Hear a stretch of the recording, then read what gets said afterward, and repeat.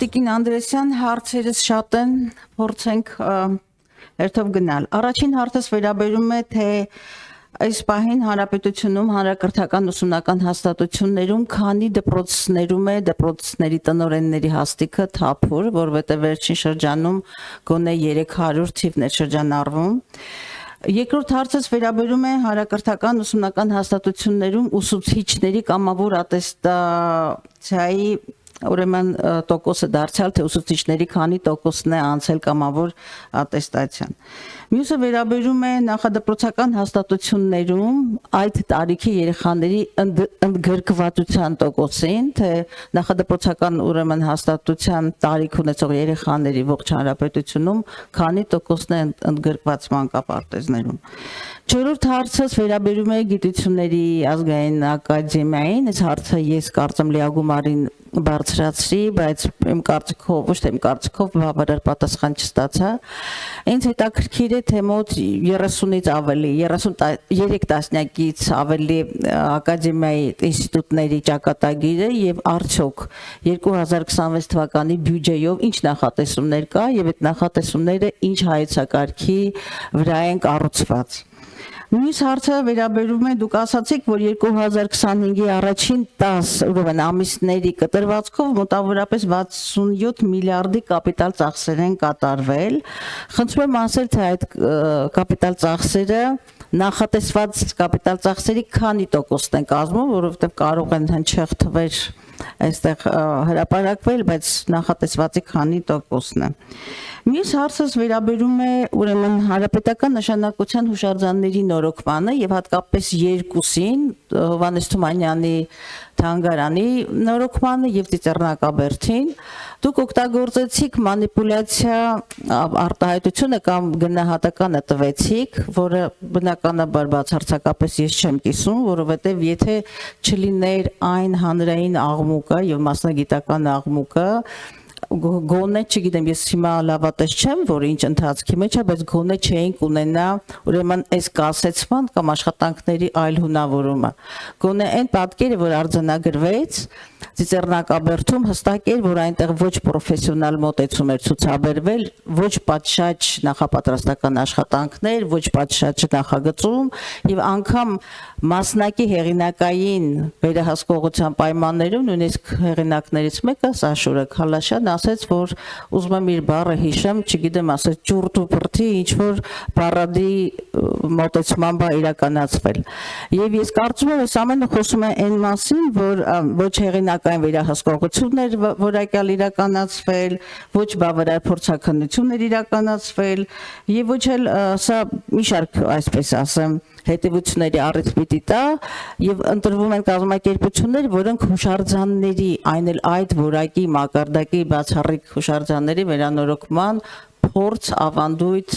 համապատասխան մասնագիտական կարողություններ չունեն։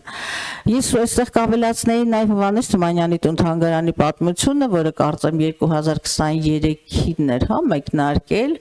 740 միլիոն, սրանց մեկը 740 միլիոն էր, ուրեմն նախատեսումը մյուսը 750 միլիոնի, եւ ըստ էության մենք ունենք Թումանյանի պարագայում եւս այսպես խայտառակ պատկեր եւ ըստ ձեզանից ստացած պաշտոնական ուրեմն պատասխանի նախագծային աշխատանքները բավարար որակյալ չեն եղել եւ ոչ խորքային եւ ըստ էության կասեցվել է եւ նոր նախագծման անհրաժեշտություն կա։ Սրանք խոսում են այն մասին, որ հանրային անհանգստությունը եւ մասնագիտական անհանգստությունը ոչ թե մանիպուլյացիա է, այլ ժառանգության նկատմամբ պատշաճ վերաբերմունք, որը համապատասխան մարմիններին շատ ավելի աչալուր եւ շատ ավելի պրոֆեսիոնալ աշխատանքի եւ կազմակերպման մասին է խոսում։ Խնդրում եմ հարցերից պատասխանեք, հետո առիթ կունենամ նաեւ անդրադառնալու կամ պատասխանելու մի խոսքով կշարունակենք։ Շնորհակալություն։ Շնորհակալություն Տիկին Գալստյան, մենք այս պահին ունենք կառավարման նոր համակարգին անցած 583 դպրոցներ, դրանցից 234-ում նշանակված են տնօրեններ, 349-ում դեռևս ընթանում է մրցութային գործընթաց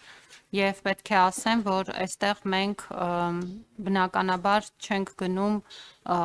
որակի կոմպրոմիսի ճանապարհով, այլ գնում ենք համապատասխան տեխնացուներ գտնելու ճանապարհով եւ առաջիկայում նաեւ այս տրամաբանությամբ մյուս թափուր տեղերը կհամալրվեն։ Ինչ վերաբերում է կամավոր ատեստավորման ցուցանիշին, մենք այս պահին ունենք 6321 ուսուցիչներ, որոնք համակարգով անցել են դրական արդյունք ունեն եւ հավելավճար են ստանում դրույքաչափի փոփոխությամբ կամ միայն դրույքաչափի փոփոխություն Եվ ես նշեցի, որ այս պահին դիմել են նաև 8400-ից ավել ուսուցիչներ նոր փուլին մասնակցության, նոյեմբերի 8-ին կմեկնարկի կամավոր ատեստավորման հերթական փուլը եւ տարեվերջին մենք կկարողանանք ունենալ նաև նոր ցուցանիշներ, թե որ տոկոսն է ուսուցիչների ատեստավորված, այս պահի դրությամբ ես ասացի, որ շուրջ կեսը մեր ուսուցիչների կամ արդեն շահառու է կամ դիմել է, որպեսզի համակարգի մասնակից դառնա։ Նախադպրոցական տարիքի երեխաների ընդգրկվածության մասով ես կուզեմ հստակեցնել մեկ բան, որ մենք այս տարի աշխատել ենք վիճակագրության կոմիտեի հետ, որպեսզի վերանայվի մեթոդաբանությունը հաշվարկի։ Ձեզ մի պարզ ցուցանիշ ասեմ, եթե օրինակ հիմա դուք բացեք եւ նայեք պաշտոնական վիճակագրությունը, որը հրապարակված է, այդտեղ կտեսնեք, որ 2024-ի տվյալների համար ոչ պետական նախադպրոցական հաստատությունների թիվը օրինակ նշված է 42, երբ որ իրականում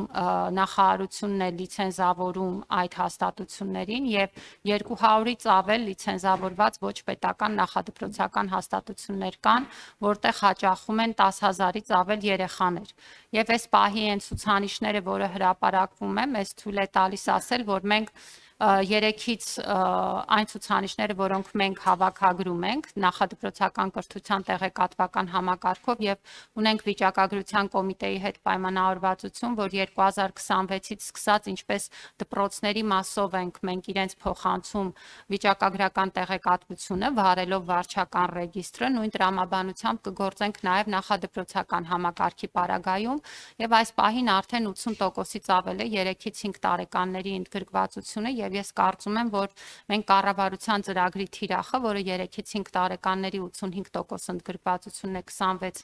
թվականի դրությամբ, մենք ավելի քան ապահովելու ենք։ Դա է ցույց տալիս մեր նաև ընթացիկ հաշվարկները։ Եվ կարծում եմ, որ եկող տարվա պաշտոնական վիճակագրության մեջ էլ այդ ցուցանիշները կտեսնեք։ Ինչ վերաբերում է գիտական ինստիտուտներին, նրանց հետ որևէ բան իրենց ֆինանսավորման տեսանկյունից տեղի չի ունենում,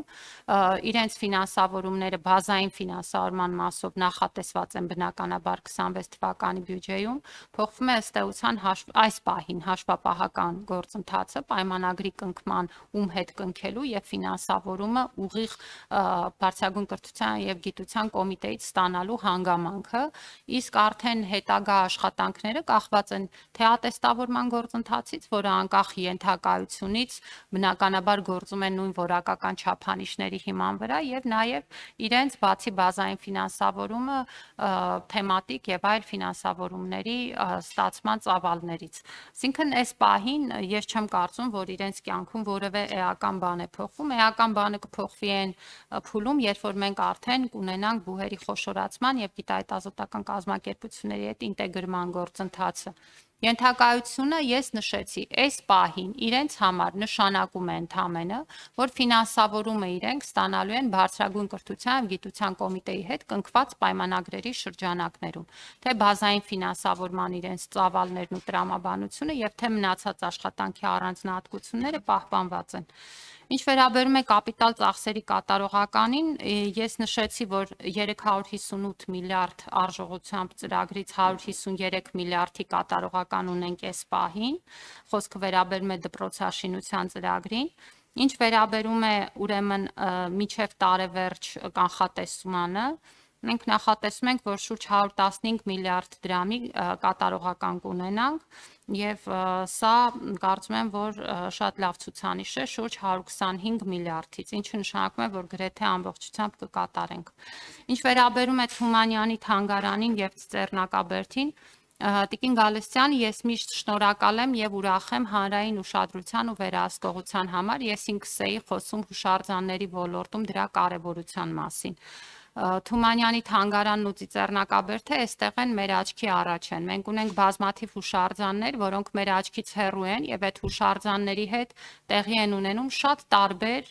ոչ բարենպաստ եւ այդ հուշարձանները քայքայող եւ այդ հուշարձանների նպատակային օգտագործումը խաթարող գործընթացներ։ Ու ես շատ ուրախ կլինեմ, որ այդ հանրային ուշադրությունը ես հավասարաչափ տեսնեմ ու զգամ մեր բազմաթիվ բնակավայրերի, բազմաթիվ հուշարձանների նկատմամբ, որոնցով շատ հաճախ միայն մենք ենք զբաղվում։ Եվ նույնիսկ կողքը բնակվող բնակիչները ջանք չեն թափում, օրինակ ահազանգել մի երևույթի մասին, որը կարող է շատ անհանգստացնող լինի։ Եվ ես շատ ուրախ կլինեմ, եթե այդ հանրային ուշադրությունն ու վերահսկողությունը այդքան ընտրովի չլինի։ Ինչ վերաբերում է Ծիծեռնակաբերդին, ես արդեն շատ մանրամասն ներկայացրեցի ուրեմն ընթացքը եւ պետք է ասեմ, որ հեղինակի հետ էլ ամեն շաբաթյա ինքս շփման մեջ եմ եւ ցանկացած հարց մենք քննարկում ենք։ Դա շատ կարեւոր հուշահամալիր է եւ յուրաքանչյուր նույնիսկ մանր դետալը պետք է հասկացված լինի։ Այստեղ որևէ խնդիր չեմ տեսնում։ Թումանյանի թանգարանի հետ կապված ունենք այն, ինչ ունենք։ Մասնաշենքերից մեկը նախագծվել էր որպես վերակառուցում, այնուհետև